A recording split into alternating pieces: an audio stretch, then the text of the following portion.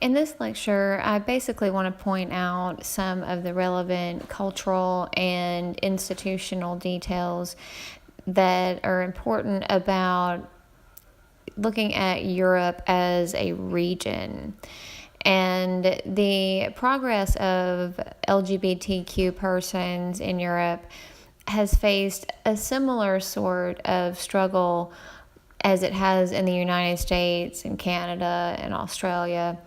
But there has been really more of a regional focus and more regional influence in terms of the European Union that have made quite a difference. And some of the readings that we talk about in this section refer to the structure of the European Union. But there are also some other relevant historical and cultural details that I want to reference as well in this lecture.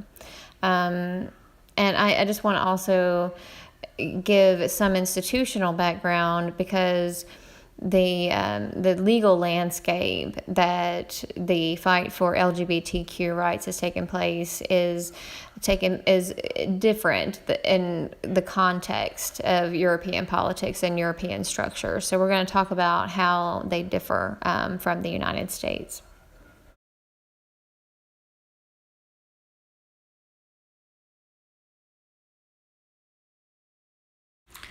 So one of the first major differences between European systems and the United States is the presence of the parliamentary system in most cases. The parliamentary system, if you don't remember, fuses the executive and the legislature and doesn't really possess the same amount of checks and balances as the United States or the presidential system does, except if you count the vote of no confidence, which allows an unpopular prime minister to be removed, and the calling of snap elections, which allows the prime minister to keep the legislature in check.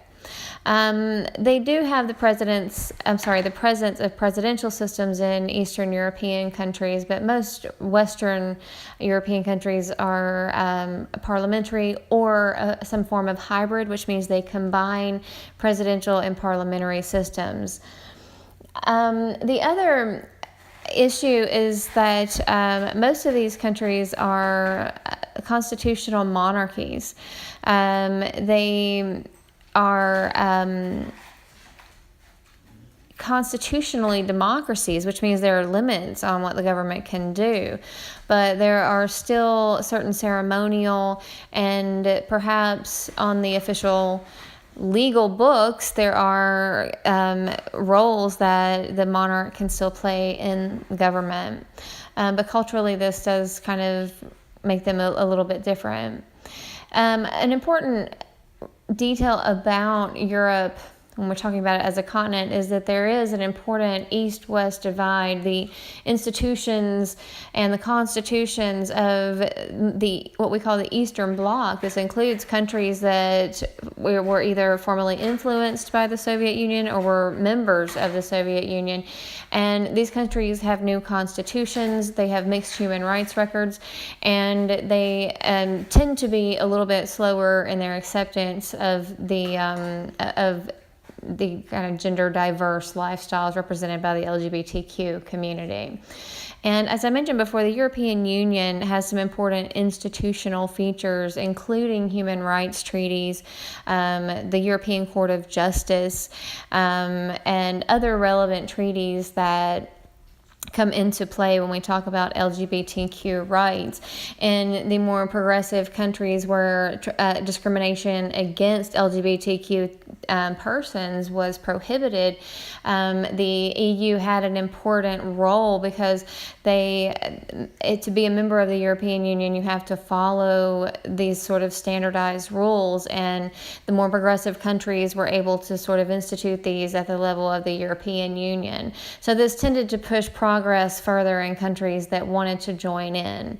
And the European Court of Justice has made some important decisions that, again, if you have joined the European Union, you have decided or agreed to accept these judgments about your policies. Another relevant detail of European politics is that much of the political debates take place within multi-party context. Partially, this is due to proportional voting rules, although a lot of European countries now combine proportional representation with single-member district representation. But the existence of proportional representation has been shown in research to allow for the representation of smaller parties that would not otherwise be able to garner enough of a vote within any single district to get representation at the national level. But the way that voting is counted in the proportional representation system allows for the smaller parties that get a sort of a large regional support to still get representation. And so this is one of the features, the bargaining of these multiple parties, that has also pushed along the progress of LGBTQ rights. Moving on to some of the cultural influences, and again, I'm just summarizing a few that are relevant to the issue of LGBTQ issues. But one of the relevant cultural differences about Europe, again, speaking sort of as a general country, as a general regional trait, is that there is no constitutional mandate that separates church and state. So in a lot of countries, the church still maintains an official role within the state and has had a strong influence on policy. You would argue that the same has actually occurred here. But this sort of contrasts with the American case in another way, which is that Europeans tend to be less religious in general. They attend church less often. They tend to consider religion as a smaller part of their identity than Americans do. And this is judged on various and copious amounts of survey data of both countries.